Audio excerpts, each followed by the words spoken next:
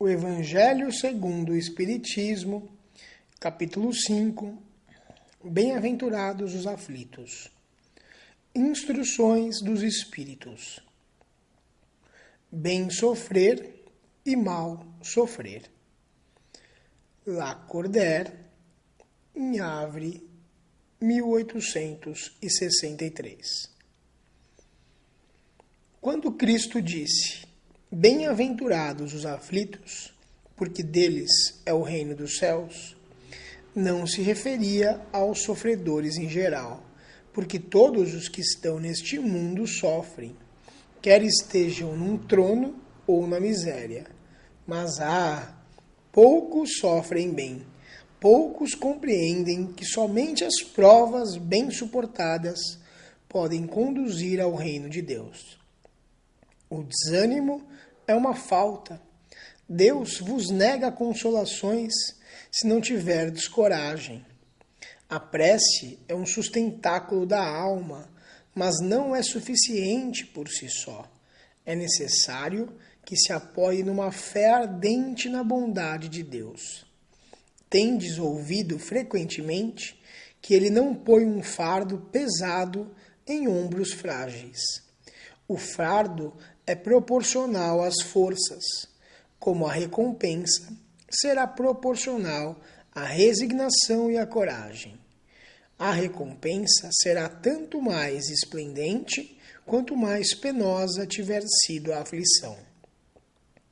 Mas essa recompensa deve ser merecida, e é por isso que a vida está cheia de tribulações. O militar que não é enviado à frente de batalha não fica satisfeito, porque o repouso no acampamento não lhe proporciona nenhuma promoção. Sede como um militar e não aspires a um repouso que enfraqueceria o vosso corpo e entorpeceria a vossa alma. Ficai satisfeitos quando Deus vos envia à luta. Essa luta não é o fogo das batalhas, mas as amarguras da vida, onde muitas vezes necessitamos de mais coragem que num combate sangrento, pois aquele que enfrenta firmemente o inimigo poderá cair sob o impacto de um sofrimento moral. O homem não recebe nenhuma recompensa por essa espécie de coragem, mas Deus lhe reserva os seus louros e um lugar glorioso. Quando vos atingir um motivo de dor ou de contrariedade, tratai de elevar-vos acima das circunstâncias. E quando chegardes a dominar os impulsos da impaciência, da cólera ou do desespero, dizei com justa satisfação: eu fui o mais forte. Bem-aventurados os aflitos. Pode, portanto, ser assim traduzido: bem-aventurados os que têm a oportunidade de provar a sua fé, a sua firmeza, a sua perseverança e a sua submissão à vontade de Deus, porque eles terão centuplicadas as alegrias que lhes faltam na terra, e após o trabalho virá o repouso. Próxima mensagem: o mal e o remédio. Mensagem de Santo Agostinho, em Paris, 1863. Vossa terra é por acaso um lugar de alegrias, um paraíso de delícias? A voz do profeta não soa ainda aos vossos ouvidos? Não clamou ele que haveria choro e ranger de dentes para os que nascessem neste vale de dores? Vós, que nele viestes viver, esperai, portanto, lágrimas ardentes e penas amargas, e quanto mais agudas e profundas forem as vossas dores, voltai os olhos a Deus e bendizei ao Senhor, por vos ter querido provar. Ó homens, não reconhecereis o poder do vosso Senhor, senão quando ele curar as chagas do vosso corpo e encher os vossos dias de beatude e de alegria? Não reconhecereis o seu amor, senão quando ele adornar o vosso corpo com todas as glórias e lhe der o seu brilho a seu favor? Imitai aquele que vos foi dado para exemplo. Chegado ao último degrau da abjeção e da miséria, estendido sobre um montouro, ele clamou a Deus: Senhor, conheci todas as alegrias da opulência, e vós me reduzistes à mais profunda miséria. Graças, meu Deus, por terdes querido provar o vosso servo. Até quando os vossos olhos só alcançarão os horizontes marcados pela morte? Quando, enfim, vossa alma quererá lançar-se além dos limites do túmulo? Mas ainda que tivesseis de sofrer uma vida inteira, que seria isso ao lado da eternidade de glória reservada àquele que houver suportado a prova com fé, amor e resignação? Procurai, pois, a consolação para os vossos males no futuro que Deus vos prepara. E vós, os que mais sofreis, julgar-vos-ei os bem-aventurados da terra. Como desencarnados, quando vagueáveis no espaço, escolhestes a vossa prova, porque vos consideráveis bastante fortes para suportá-la. Por que murmurais agora?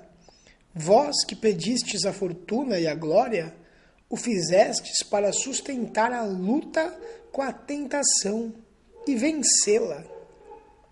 Vós que pedistes para lutar de alma e corpo contra o mal moral e físico, sabíeis que quanto mais dura fosse a prova, mais gloriosa seria a vitória, e que se saísseis triunfantes, mesmo que vossa carne fosse lançada sobre o montouro, na ocasião da morte, ela deixaria escapar uma alma esplendente de alvura, purificada pelo batismo da expiação e do sofrimento.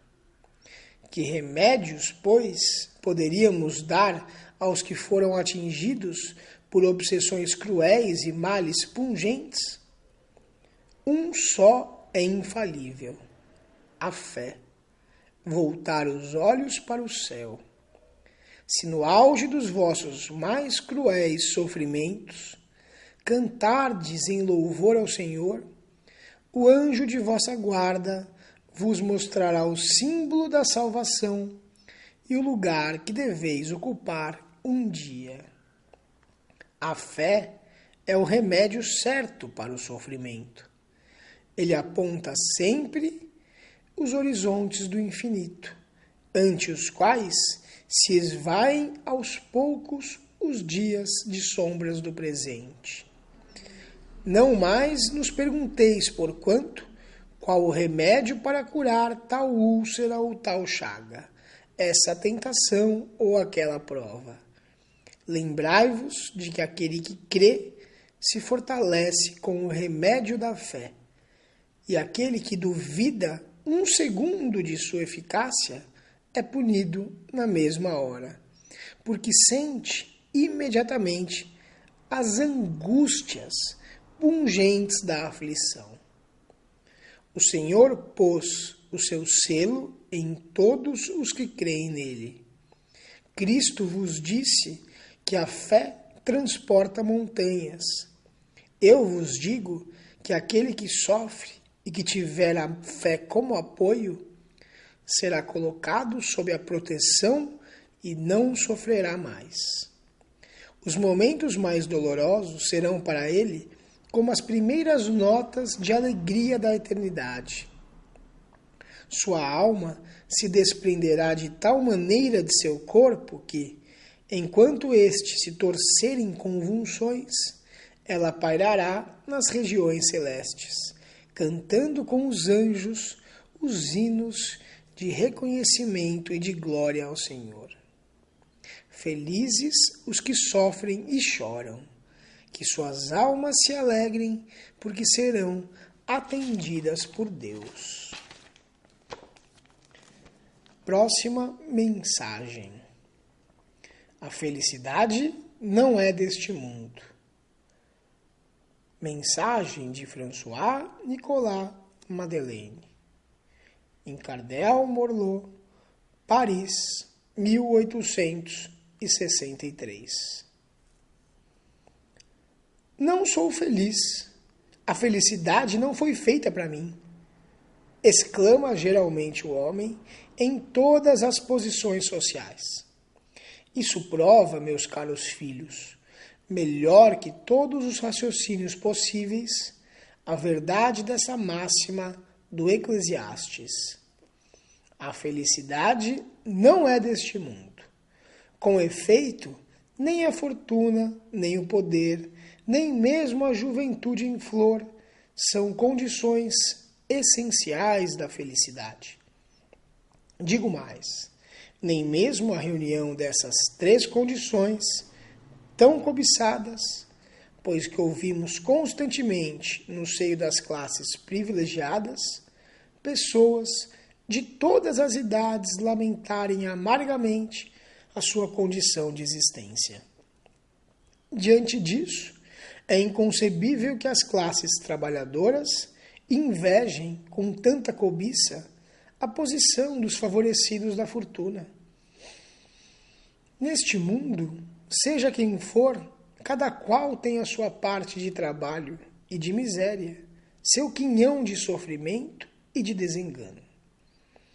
Pelo que é fácil chegar-se à conclusão de que a terra é um lugar de provas e de expiações. Assim, pois, os que pregam que a terra é a única morada do homem e que somente nela e numa única existência lhe é permitido alcançar o mais elevado grau de felicidade que a sua natureza comporta, iludem-se e enganam aqueles que os ouvem. Basta lembrar que está demonstrado por uma experiência plurissecular que este globo só excepcionalmente reúne as condições necessárias à felicidade completa do indivíduo. Num sentido geral, pode afirmar-se que a felicidade é uma utopia e cuja perseguição se lançam as gerações sucessivamente sem jamais a alcançarem. Porque se o homem sábio é uma raridade neste mundo, o homem realmente feliz não se encontra com maior facilidade. Aquilo em que consiste a felicidade terrena é de tal maneira efêmera para quem não se guiar pela sabedoria, que por um ano, um mês, uma semana de completa satisfação, todo o resto da existência se passa numa sequência de amarguras e decepções. E notai, meus caros filhos, que estou falando dos felizes da terra, desses que são invejados pelas massas populares. Consequentemente, se a morada terrena se destina a provas e expiações, é forçoso admitir que existem, além, moradas mais favorecidas, em que o espírito do homem, ainda prisioneiro de um corpo material, desfruta em sua plenitude as alegrias inerentes à vida humana. Foi por isso que Deus semeou, no vosso turbilhão, esses belos planetas superiores para os quais os vossos esforços e as vossas tendências vos farão um dia gravitar, quando estiverdes suficientemente purificados e aperfeiçoados. Não obstante, não se deduza das minhas palavras que a terra esteja sempre destinada a servir de penitenciária. Não, por certo, porque do progresso realizado podeis facilmente deduzir o que será o progresso futuro, e das melhoras sociais já conquistadas, as novas e mais fecundas melhoras que virão. Essa é a tarefa imensa que deve ser realizada pela nova doutrina que os Espíritos vos revelaram. Assim, pois, meus queridos filhos, que uma santa emulação vos anime, e que cada um dentre vós se despoje energeticamente do homem velho. Entregai-vos inteiramente à divulgação desse Espiritismo, que já deu início à vossa própria regeneração. É um dever fazer vossos irmãos participarem dos raios dessa luz sagrada. A obra, portanto, meus caros filhos, que nesta reunião solene todos os vossos corações se voltem para esse alvo grandioso de preparar para as futuras gerações um mundo em que a felicidade não seja mais uma palavra vã. Próxima mensagem: perda de pessoas amadas e mortes prematuras. Mensagem enviada por Sansan, antigo membro da Sociedade Espírita de Paris, em 1863. Quando a morte vem ceifar em vossas famílias, levando sem consideração os jovens em lugar dos velhos, dizeis frequentemente: Deus não é justo, pois sacrifica o que está forte e com o futuro pela frente, para conservar os que já tiveram longos anos, carregados de decepções. Leva os que são úteis e deixa os que não servem para nada mais. Fere um coração de mãe, privando-a da inocente criatura que era toda a sua alegria. Criaturas humanas, é nisto que tendes necessidade de vos alevar, para compreender que o bem está muitas vezes onde pensais ver a cega fatalidade. Por que medir a justiça divina pela medida da vossa? Podeis pensar que o Senhor dos mundos queira, por um simples capricho, infligir-vos penas cruéis? Nada se faz sem uma finalidade inteligente, e tudo o que acontece tem a sua razão de ser. Se percrustrasseis melhor todas as dores que vos atingem, sempre encontraríeis nelas a razão divina, razão regeneradora, e vossos miseráveis interesses representariam uma consideração secundária, que relegaríeis ao último plano. Acreditai no que vos digo.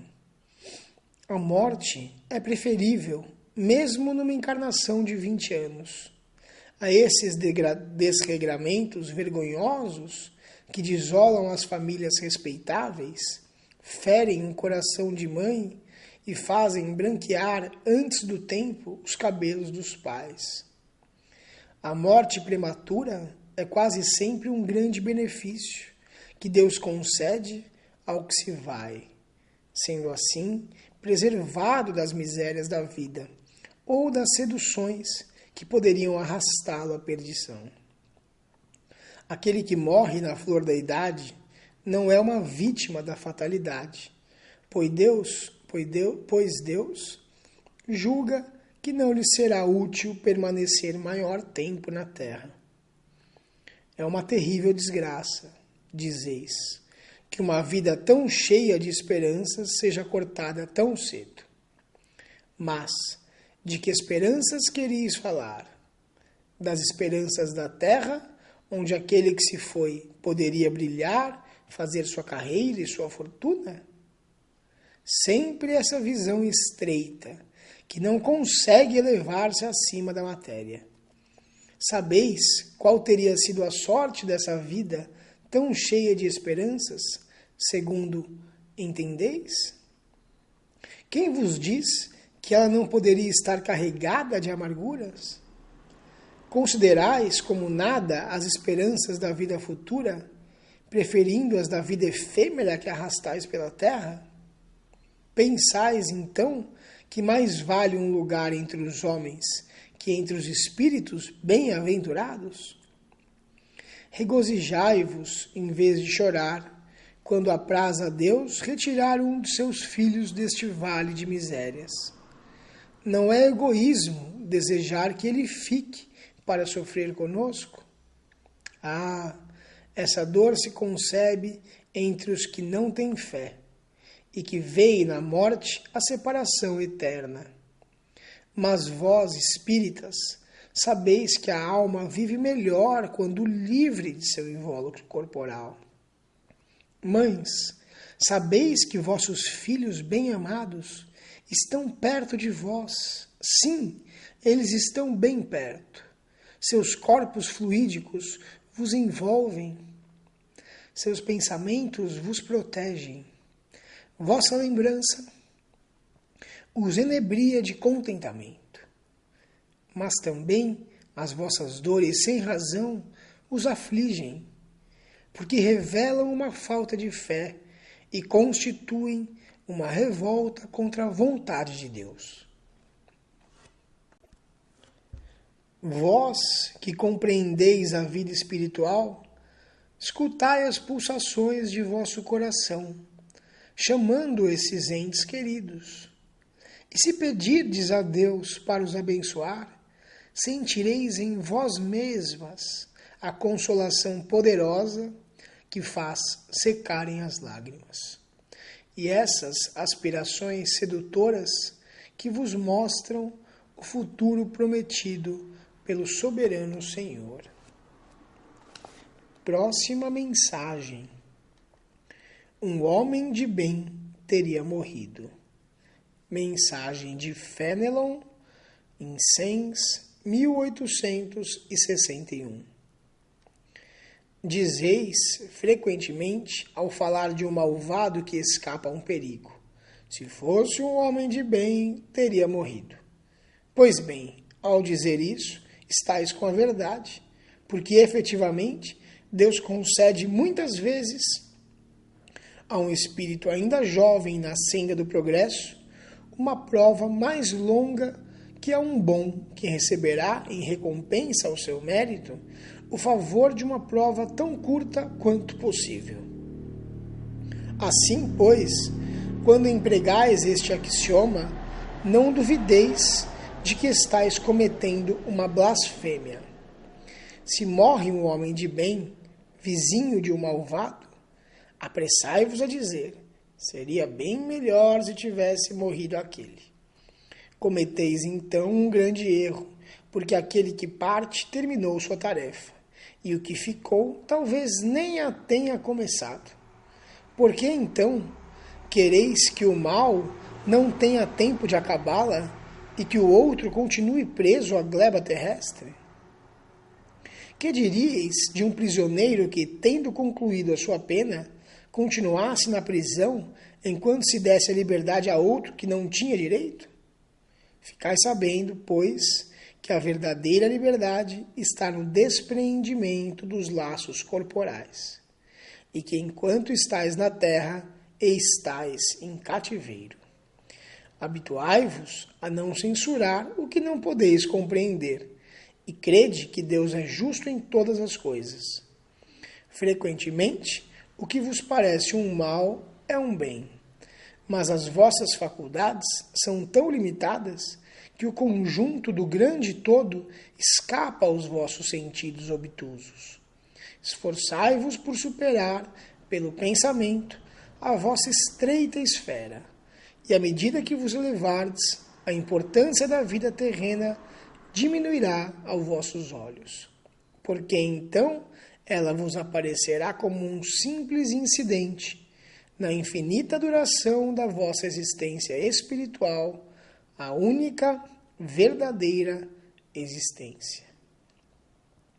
Próxima mensagem. Os tormentos voluntários. Fénelon, em Lyon, 1860.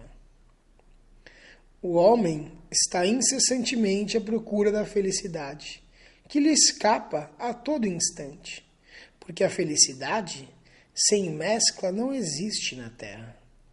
Entretanto, apesar das vicissitudes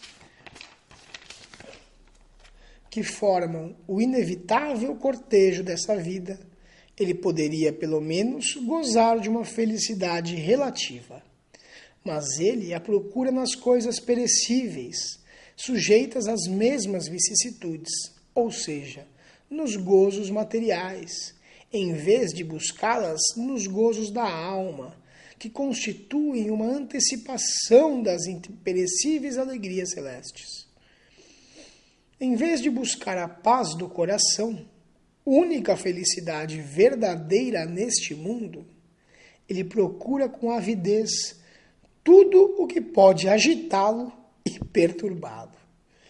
E coisa curiosa, parece criar de propósito os tormentos que só a ele cabia evitar. Haverá maiores tormentos que os causados pela inveja e o ciúme? Para o invejoso e o ciumento não existe repouso. Sofrem ambos de uma febre incessante. As posses alheias lhe causam insônias. O sucesso dos rivais lhe provocam vertigens. Seu único interesse é o de eclipsar os outros. Toda a sua alegria consiste em provocar nos insensatos como eles a cólera do ciúme. Pobres insensatos, com efeito, que não se lembram de que talvez amanhã tenham de deixar todas as futilidades, cuja cobiça lhes envenena a vida. Não é a eles que se aplicam estas palavras: bem-aventurados os aflitos, porque serão consolados, pois os seus cuidados não têm compensação no céu. Quantos tormentos, pelo contrário, consegue evitar aquele que sabe contentar-se com o que possui, que vê sem inveja o que não lhe pertence, que não procura parecer mais do que é. Está sempre rico, pois se olha para baixo em vez de olhar para cima de si mesmo. Vê sempre os que possuem menos do que ele. Está sempre calmo porque não inventa necessidades absurdas. E a calma em meio das tormentas da vida não será uma felicidade? Próxima mensagem. A verdadeira desgraça. Mensagem de Delphine de Girardin, em Paris, 1861. Todos falam da desgraça. Todos a experimentaram e julgam conhecer o seu caráter múltiplo. Venho dizer-vos, porém, que quase todos se enganam, pois a verdadeira desgraça não é, de maneira alguma, aquilo que os homens, ou seja, os desgraçados, supõem. Eles a veem na miséria, na lareira sem fogo, no credor impaciente, no berço vazio do anjo que antes sorria, nas lágrimas, no féretro que se acompanha de cabeça descoberta e coração partido, na angústia da traição, na privação do orgulhoso que desejava vestir-se de púrpura e esconde sua nudez nos farrapos da vaidade. Tudo isso e muitas outras coisas ainda chamam-se desgraça na linguagem humana. Sim, realmente são a desgraça para aqueles que nada veem além do presente. Mas a verdadeira desgraça está mais nas consequências de uma coisa do que na própria coisa. Dizei-me se o mais feliz acontecimento no momento, que traz funestas consequências, não é, na realidade, mais desgraçado que aquele inicialmente aborrecido que acaba por produzir o bem? Dizei-me se a tempestade que despedaça as árvores, mas purifica a atmosfera, dissipando os miasmas insalubres que poderiam causar a morte, não é antes uma felicidade que uma desgraça? Para julgar uma coisa, é necessário, portanto, ver-lhe as consequências. É assim que, para julgar o que é realmente feliz ou desgraçado para o homem, é necessário transportar-se para além desta vida, porque é lá que as consequências se manifestam. Ora, tudo aquilo que ele chama desgraça, de acordo com a sua curta visão, cessa com a vida e tem sua compensação na vida futura. Vou revelar-vos a desgraça sob uma nova forma, sob a forma bela e florida que acolheis e desejais, com todas as forças de vossas almas iludidas. A desgraça é a alegria, o prazer, a fama, a fútil inquietação, a louca satisfação da vaidade, que asfixiam a consciência, oprimem o pensamento, confundem o homem quanto ao seu futuro. A desgraça, enfim, é o ópio do esquecimento que buscais com o mais ardente desejo. Tende esperanças, vós que chorais. Tremei, vós que rides, porque tendes o corpo satisfeito. Não se pode enganar a Deus, ninguém escapa ao destino. As provas credoras mais impiedosas, que a malta que vos acossa na miséria, espreitam o vosso repouso ilusório, para vos mergulhar de súbito na agonia da verdadeira desgraça, daquela que surpreende a alma enlanguecida pela indiferença e o egoísmo. Que o Espiritismo vos esclareça, portanto, e restabeleça sob a verdadeira luz da verdade e o erro, tão estranhamente desfigurados pela vossa cegueira. Então agireis como bravos soldados, que, longe de fugir do perigo, preferem a luta nos combates arriscados à paz que não oferece nem glória nem progresso. Que importa ao soldado perder as armas, o equipamento e a farda na refrega, contando que saia vitorioso e coberto de glória? Que importa aquele que tem fé no porvir deixar a vida no campo de batalha, sua fortuna e sua veste carnal, contando que sua alma possa entrar radiosa no reino celeste? Próxima mensagem. A melancolia. Mensagem de François de Geneve, em Bordeaux. Não tem a data. Sabeis que uma vaga tristeza se apodera por vezes de vossos corações e vos faz sentir a vida tão amarga? É o vosso espírito que aspira à felicidade e à liberdade, mas ligado ao corpo que lhe serve de prisão, se cansa em vãos esforços para escapar. E vendo que esses esforços são inúteis, cai no desânimo, fazendo o corpo sofrer sua influência com a languidez, o abatimento e uma espécie de apatia, que de vós vos apoderam, tornando-vos infelizes. Acreditai no que vos digo e resiste com energia a essas impressões que vos enfraquecem a vontade. Essas aspirações de uma vida melhor são inatas no espírito de todos os homens, mas não a busqueis neste mundo. Agora que Deus vos envia os seus espíritos para vos instruírem sobre a felicidade que vos está reservada, esperai pacientemente o anjo da libertação, que vos ajudará a romper os laços que mantêm cativo o vosso espírito.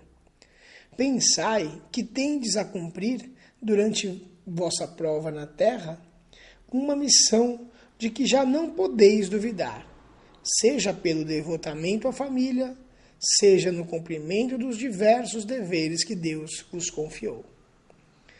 E se no curso dessa prova, no cumprimento de vossa tarefa, virdes tombarem sobre vós os cuidados, as inquietações e os pesares, sede fortes e corajosos para os suportar. Enfrentai-vos decisivamente, pois são de curta duração e devem conduzir-vos junto aos amigos que chorais, que se alegrarão com a vossa chegada e vos estenderão os braços para vos conduzirem a um lugar onde não tem acesso às amarguras da vida. As amarguras terrenas, desculpe. Próxima mensagem. Provas voluntárias e verdadeiro silício.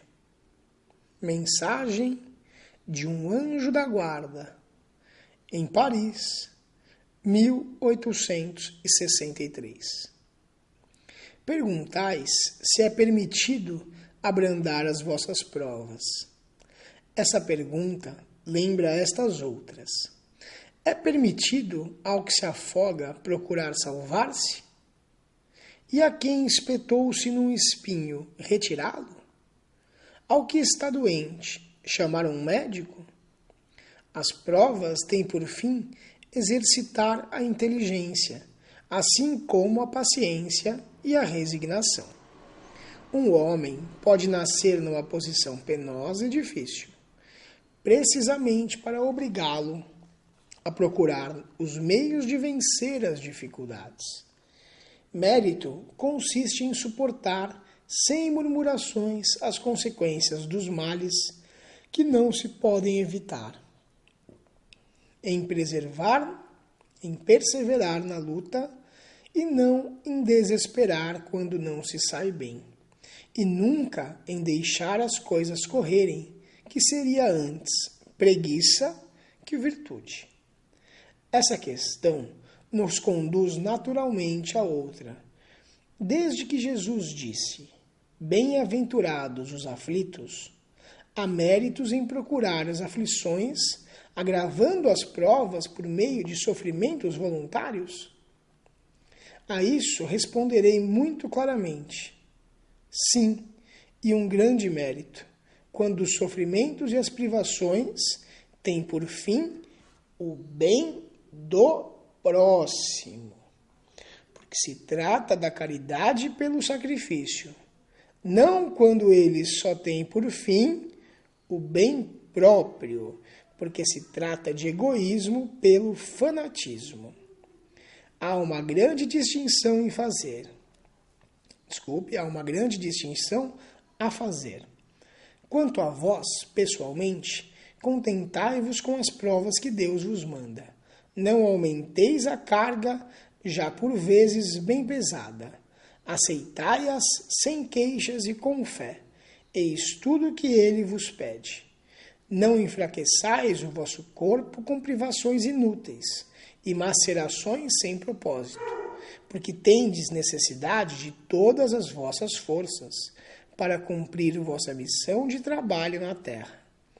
Torturar voluntariamente, martirizar o vosso corpo é infringir a lei de Deus, que vos dá os meios de sustentá-lo e de fortalecê-lo.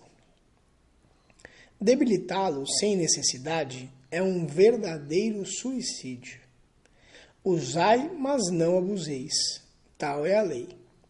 O abuso das melhores coisas traz as suas punições, pelas consequências inevitáveis.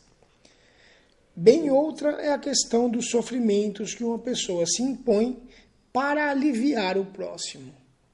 Se suportardes o frio e a fome para agasalhar e alimentar aquele que necessita, vosso corpo sofrer com isso, eis um sacrifício que é abençoado por Deus. Vós que deixais vossos toucadores perfumados para levar consolação aos aposentos infectos, que sujais vossas mãos delicadas curando chagas, que vos privais do sono para velar a cabeceira de um doente que é vosso irmão em Deus, Vós, enfim, que aplicais a vossa saúde na prática de boas obras, tendes nisso o vosso cilício, verdadeiro cilício de bênçãos, porque as alegrias do mundo não ressecaram o vosso coração. Vós não adormecestes no seio das voluptuosidades enlanguecedoras da fortuna, mas vos transformastes nos anjos consoladores dos pobres deserdados. Mas vós, que vos retirais do mundo para evitar suas seduções e viver no isolamento, qual a vossa utilidade na terra? Onde está a vossa coragem nas provas, pois que fugis da luta e desertais no combate? Se quiserdes um cilício, aplicai-o à vossa alma, e não ao vosso corpo. Mortificai o vosso espírito e não a vossa carne. Fustigai o vosso orgulho, recebei as humilhações sem vos queixardes. Machucai vosso amor próprio. Insensibilizai-vos para a dor da injúria e da calúnia, mais pungentemente que a dor física, mais pungente que a dor física.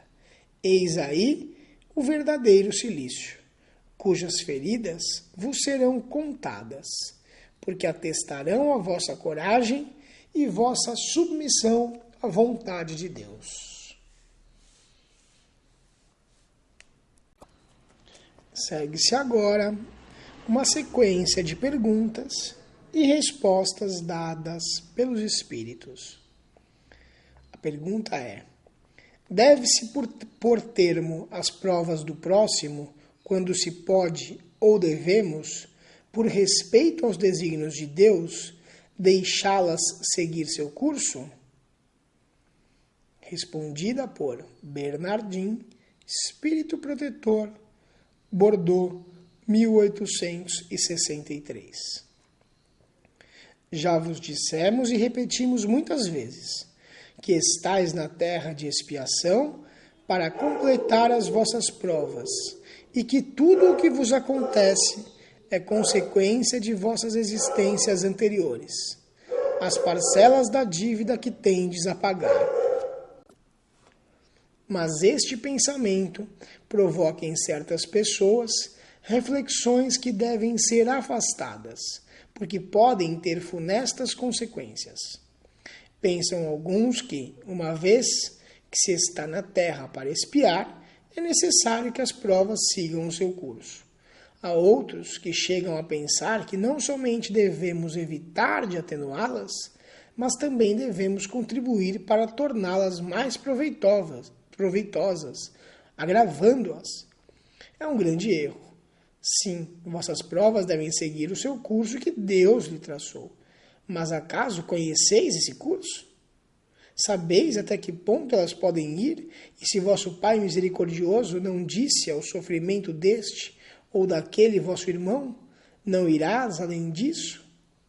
Sabeis se a providência não vos escolheu, não como instrumento de suplício para agravar o sofrimento do culpado, mas como bálsamo consolador que deve cicatrizar as chagas abertas pela sua justiça? Não digais, portanto, ao verdes um irmão ferido, é a justiça de Deus e é necessário que siga o seu curso. Mas dizei ao contrário: vejamos que meios vosso Pai misericordioso me concedeu para aliviar o sofrimento do meu irmão. Vejamos se o meu conforto moral, meu amparo material, meus conselhos poderão ajudá-lo a transpor esta prova com mais força, paciência e resignação. Vejamos mesmo se Deus não me pôs nas mãos os meios de fazer cessar este sofrimento, se não me deu como prova também, ou talvez como expiação, o poder de cortar o mal e substituí-lo pela bênção da paz. Auxiliai-vos sempre, pois, em vossas provas mútuas, e jamais vos encareis como instrumentos de tortura. Esse pensamento deve revoltar todo homem de bom coração, sobretudo os espíritas, porque o espírita, mais que qualquer outro, deve compreender a extensão infinita da bondade de Deus. O espírita deve pensar que a sua vida inteira tem de ser um ato de amor e de abnegação, e que por mais que faça para contrariar as decisões do Senhor, sua justiça seguirá o seu curso. Ele pode, pois, sem medo, fazer todos os esforços para aliviar o amargor da expiação, porque somente Deus pode cortá-la ou prolongá-la, segundo o que julgar a respeito. Não seria excessivo orgulho, da parte do homem, julgar-se com o direito de revolver, por assim dizer, a arma da ferida? De aumentar a dose do veneno para aquele que sofre, sob o pretexto de que esta é a sua expiação? Considerai-vos sempre como um instrumento escolhido para fazê-la cessar. Resumamos assim: estáis todos na terra para espiar, mas todos, sem exceção, deveis fazer todos os esforços para aliviar a expiação de vossos irmãos, segundo a lei de amor e caridade. Próxima pergunta. Um homem agoniza, presa de cruéis sofrimentos. Sabe-se que seu estado é sem esperanças. É permitido poupar-lhe alguns instantes de agonia, abreviando-lhe o fim? Resposta dada por São Luís, em Paris, 1860. Mas quem vos daria o direito de prejudicar os desígnios de Deus? Não pode ele conduzir um homem até a beira da sepultura para em seguida retirá-lo, com o fim de fazê-lo examinar-se a si mesmo e modificar-lhe os pensamentos? A que extremos tenha chegado um moribundo, ninguém pode dizer com certeza que soou a sua hora final. A ciência, por acaso, nunca se enganou nas suas previsões? Bem sei que há casos que se podem considerar com razão como desesperados. Mas se não há nenhuma esperança possível de um retorno definitivo à vida e à saúde, não há também inúmeros exemplos de que, no momento do último suspiro, o doente se reanima e recobra suas faculdades por alguns instantes? Pois bem, essa hora de graça que lhe é concedida pode ser para ele da maior importância, pois ignorais as reflexões que o seu espírito poderia ter feito nas convulsões da agonia, e quantos tormentos podem ser poupados por um súbito clarão de arrependimento. O materialista, que só vê o corpo, não levando em conta a existência da alma, não pode compreender essas coisas.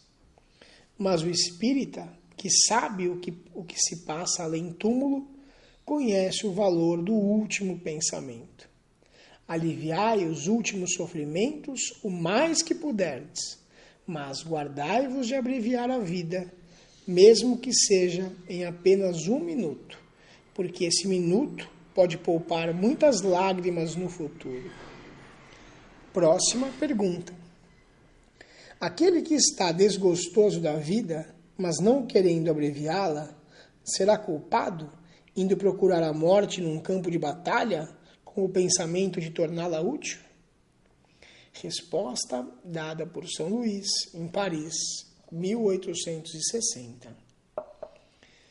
Quer o homem se mate ou se faça matar, o objetivo é sempre o de abreviar a vida, e por conseguinte, ao suicídio de intenção, embora não haja de fato.